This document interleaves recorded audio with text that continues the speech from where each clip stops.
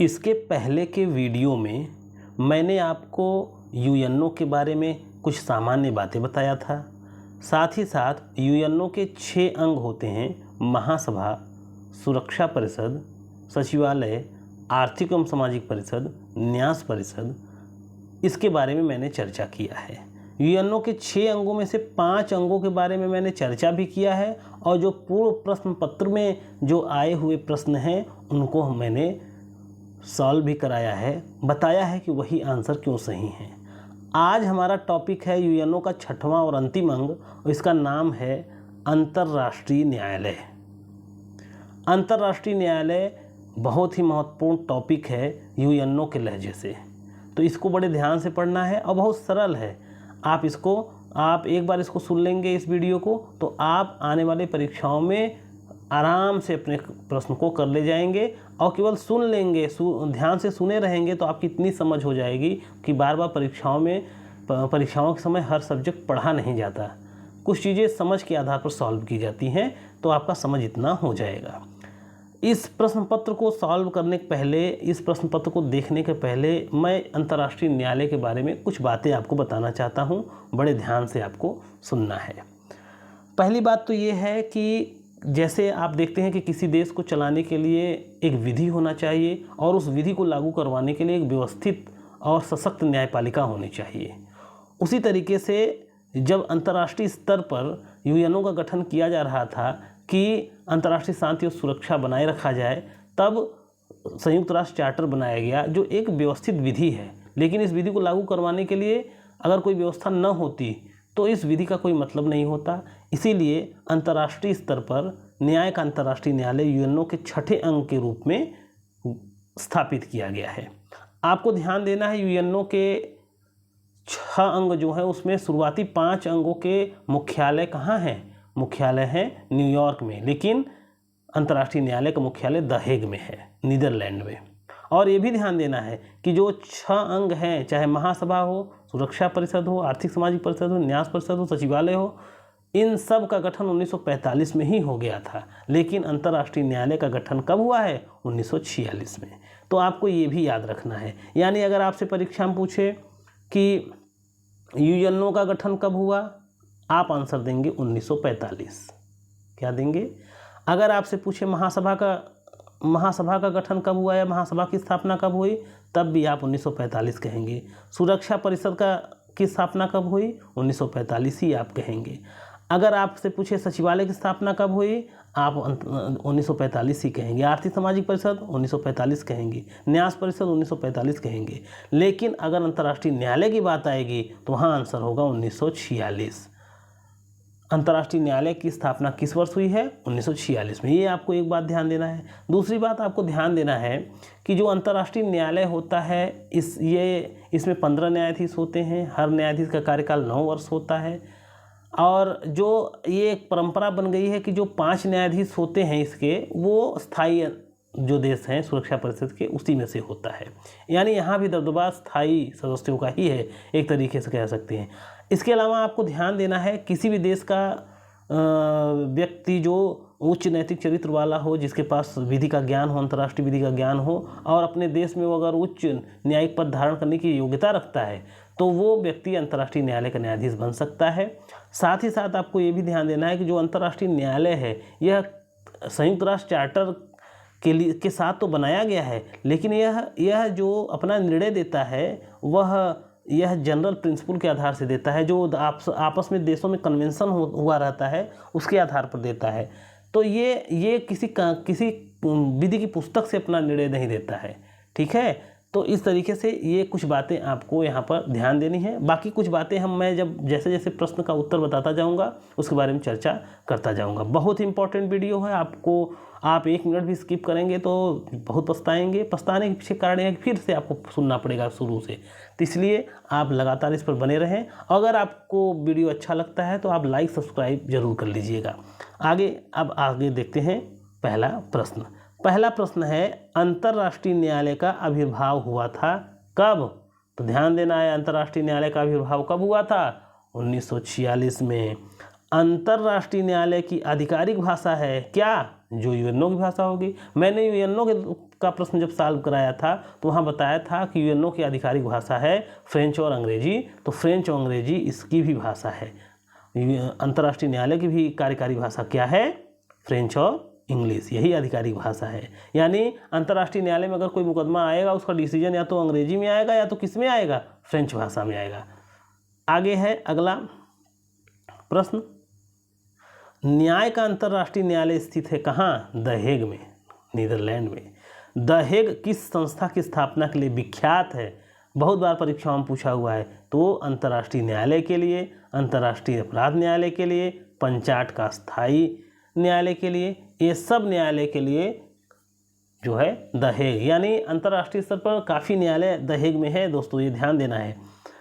इसके अलावा अगला प्रश्न है, संयुक्त राष्ट्र के किस मुख्य अंग की सदस्य संख्या में संयुक्त राष्ट्र की स्थापना के बाद से कोई परिवर्तन नहीं हुआ है? कौन है? अंतर्राष्ट्रीय न्यायालय। ध्यान दीजिएगा, मैंने आप सबको बताया था कि यूएनओ का वह कौन सा अंग है जिसमें यूएनओ की स्थापना के बाद से सबसे ज़्यादा बार संशोधन हुआ है? वो है आर्थिक एवं सामाजिक परिषद, 2 बार हुआ है, 1966 में, 1973 में। अब ध्यान देना है, यूएनओ का वह कौन सा अंग है जब से बना है उसमें कोई संशोधन नहीं हुआ है? तो वह कौन है? अंतर्राष्ट्रीय न्यायालय। अगला है, अंतर्राष्ट्रीय न्यायालय के न्यायाधीश रह चुके भारतीय कौन हैं?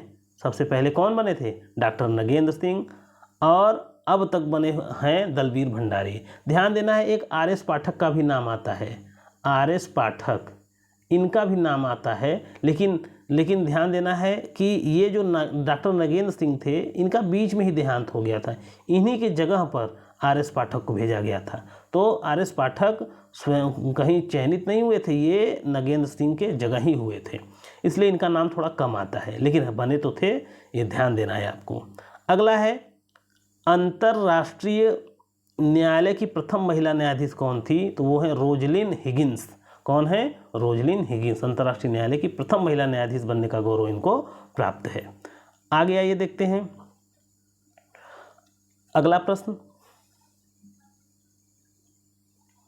अंतर्राष्ट्रीय न्यायालय के सदस्यों के रूप में निर्वाचन के लिए व्यक्तियों का नाम निर्देशन कौन करता है? तो कौन करता है नाम निर्देशन? स्थायी मध्यस्थता न्यायालय में राष्ट्रों के समूह द्वारा। सभी राष्ट्र अपने अपने देश से जो है नाम भेज देते हैं अंतर्राष्ट्रीय न्यायालय में न्यायाधीश नियुक्त करने के लिए। लेकिन अब ध्यान दीजिए, अंतर्राष्ट्रीय न्यायालय के न्यायाधीशों का निर्वाचन करता कौन है? कौन करता है? महासभा सुरक्षा परिषद। कौन करता है? महासभा सुरक्षा परिषद। तरीका क्या है? स्वतंत्र रूप से, जब तक सामान्य सहमति नहीं बन जाती। यानी कहने का मतलब ये है कि कई सदस्यों का नाम आ गया, महासभा कहा इसको नियुक्त कर दें, सुरक्षा परिषद कहा नहीं भाई इसको नहीं चाहिए, सुरक्षा परिषद कहे हम इसको नियुक्त कर दे रहे, महासभा कहा नहीं। कोई तो व्यक्ति होगा जिसमें महासभा सुरक्षा परिषद दोनों सहमत हो जाएंगे, और जब जो व्यक्ति सहमत होता है उसी जिस व्यक्ति पर दोनों महासभा सुरक्षा परिषद दोनों स्वतंत्र रूप से सहमत होते हैं उसको अंतर्राष्ट्रीय न्यायालय का क्या बना दिया जाता है? न्यायाधीश। अब ध्यान देना है, बहुत इंपॉर्टेंट, कि अंतर्राष्ट्रीय न्यायालय का न्यायाधीश बनने की योग्यता है क्या? उच्च नैतिक चरित्र वाला हो, अंतर्राष्ट्रीय विधि में लब्ध प्रतिष्ठित विद्वता हो। अब ध्यान दीजिए, वह अपने देश में उच्चतम न्यायिक पद नियुक्त होने के लिए अपेक्षित योग्यता रखता हो नहीं, जरूरी नहीं सुप्रीम कोर्ट का जज हो। अगर वह योग्यता रखता है, सुप्रीम कोर्ट के जज बनने की योग्यता क्या है? आप संविधान में पढ़ते होंगे तो इसके बारे में जानते होंगे कि वह भारत का नागरिक हो, उसकी उम्र 62 वर्ष हो, 60 है या 62 है? 60 है ना, उसकी उम्र 60 वर्ष है या 65 वर्ष है, क्या है? आप हम तो भूल गए हैं, आप कमेंट करके बताइएगा। साथ ही साथ मैंने वहाँ बताया था कि वह किसी उच्च न्यायालय में कम से कम कितने वर्ष अधिवक्ता रहा हो? 10 वर्ष अधिवक्ता हो, या 10 वर्ष न्यायिक पद उच्च न्यायालय में धारण किया हो। तो ये जो योग्यता है वही व्यक्ति बन सकता है सुप्रीम कोर्ट का जज। तो सुप्रीम कोर्ट का जज बनने के लिए जो अगर कोई व्यक्ति योग्य है भर है तो वो, और अंतर्राष्ट्रीय विधि का ज्ञाता है, तो वो अंतर्राष्ट्रीय न्यायालय का न्यायाधीश बनने की योग्यता रखता है। अब आइए देखते हैं अगला, अंतर्राष्ट्रीय न्यायालय का न्यायाधीश बनने की योग्यता नहीं है क्या? अभ्यर्थी अपने देश में उच्चतम न्यायिक पद धारण कर चुका हो, ये जरूरी नहीं धारण पद कर चुका हो, केवल योग्यता भी होगी तब भी। आगे देखिए, अंतर्राष्ट्रीय न्यायालय में कितने न्यायाधीश नियुक्त होते हैं? कितने? 15। अंतर्राष्ट्रीय न्यायालय के न्यायाधीशों का कार्यकाल कितना होता है? 9 वर्ष। एक बार नियुक्त हो जाइए, 9 वर्ष अंतर्राष्ट्रीय न्यायालय के न्यायाधीश रहिए। अंतर्राष्ट्रीय न्यायालय के 1/3 सदस्य प्रति वर्ष रिटायर होते हैं। कितने वर्ष पर? 1/3 सदस्य कितने वर्ष में रिटायर हो जाते हैं? प्रति 3 वर्ष पर। प्रति 3 वर्ष में रिटायर हो जाते हैं, यानी यहाँ भी जजों की संख्या हमेशा बनी रहती है। अगला प्रश्न है, अंतर्राष्ट्रीय न्यायालय की गणपूर्ति है कितना? 9। गणपूर्ति का मतलब क्या है? कहने का मतलब किसी मामले में डिसीजन देना है तो, या किसी मामले में कार्रवाई करना है तो कम से कम 9 न्यायाधीश होने चाहिए 15 में से, तभी न्यायालय अपना कार्य शुरू करेगा, वरना नहीं। अंतर्राष्ट्रीय न्यायालय के न्यायाधीशों को हटाया जा सकता है किसके द्वारा? अंतर्राष्ट्रीय न्यायालय के शेष न्यायाधीशों की सर्वसम्मति राय द्वारा। नियुक्त महासभा सुरक्षा परिषद करती है, लेकिन हटाने का काम कौन करता है? वही अंतर्राष्ट्रीय न्यायालय के न्यायाधीश से मिलकर के सर्वसम्मत राय से करते हैं। ध्यान देना है, न्याय का अंतर्राष्ट्रीय न्यायालय गठित होता है किन किन लोगों से? अध्यक्ष से, उपाध्यक्ष से और 13 अन्य सदस्यों से। कुल 15 सदस्य होते हैं, उसमें एक अध्यक्ष होता है, एक उपाध्यक्ष होता है और 13 अन्य सदस्य होते हैं। इन्हीं से अंतर्राष्ट्रीय न्यायालय का गठन होता है। अगला प्रश्न है, एक देश के कितने न्यायाधीश न्याय के अंतर्राष्ट्रीय न्यायालय में नियुक्त हो सकते हैं? एक देश, एक व्यक्ति। ध्यान देना है आपको। अगला है, अंतर्राष्ट्रीय न्यायालय के किसी सदस्य को तभी पदच्युत किया जा सकता है, कब? जब वह सदस्यों की यह सर्वसम्मति राय हो, जब अन्य सदस्यों की यह सर्वसम्मति राय हो कि अब वह अपेक्षित शर्तें पूरी नहीं करता है। ठीक है, जब अंतर्राष्ट्रीय न्यायालय के अन्य सदस्य इस राय पर सर्वसम्मत हो जाते हैं कि अब ये योग्यता नहीं रखता है, इसको हटा दिया जाना चाहिए, तो सब लोग बहुमत से ऐसे व्यक्ति को क्या कर सकते हैं? हटा सकते हैं। महासभा को नाम भेज देंगे कि भाई इनको हटाइए यहाँ से। अगला प्रश्न है, कोई व्यक्ति किसी अन्य राष्ट्र के अपने विरुद्ध अविधिक कार्य से पीड़ित होने पर वह अंतर्राष्ट्रीय न्यायालय की सहायता कैसे प्राप्त कर सकता है? ध्यान देना है, अंतर्राष्ट्रीय न्यायालय यह राज्यों का विषय है, यह राज्य का मतलब यहाँ राष्ट्र का विषय है, या 2 राष्ट्रों के बीच विवाद होता है उसके समाधान के लिए, यह व्यक्ति के समाधान के लिए नहीं है। लेकिन यदि कोई व्यक्ति लाना चाहता है अंतर्राष्ट्रीय न्यायालय मुकदमा, तो ध्यान देना है उसको अपने राष्ट्र के माध्यम से आना चाहिए, यानी वो सीधे नहीं आ सकता है। साथ ही साथ अगर वो आना है तो वह राजदूत के माध्यम से, अपने देश के राजदूत के माध्यम से अंतर्राष्ट्रीय न्यायालय आ सकता है, या उसके पास एक विकल्प और है, अगर देश के माध्यम से नहीं आता है तो महासभा या अन्य अंगों के माध्यम से, महासभा या अन्य अंग अगर सिफारिश करें तो वह अंतर्राष्ट्रीय न्यायालय में एक व्यक्ति भी आ सकता है।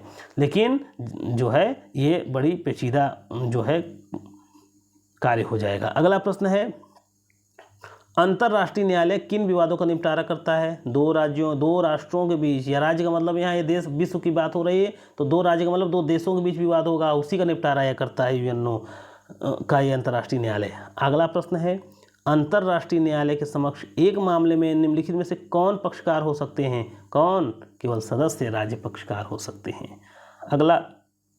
अगला प्रश्न दोस्तों, जब अंतर्राष्ट्रीय न्यायालय की अधिकारिता के संबंध में विवाद उत्पन्न होता है तो प्रश्न का निश्चय कौन करता है? स्वयं न्यायालय करती है। अगर अधिकारिता के संबंध में विवाद होता है तो महासभा सुरक्षा परिषद के पास नहीं दौड़ती, यूएनओ के किसी अंग के पास नहीं दौड़ती, किसी स्थायी अस्थायी सदस्य के पास नहीं दौड़ती, ये अपना समाधान खुद करती है।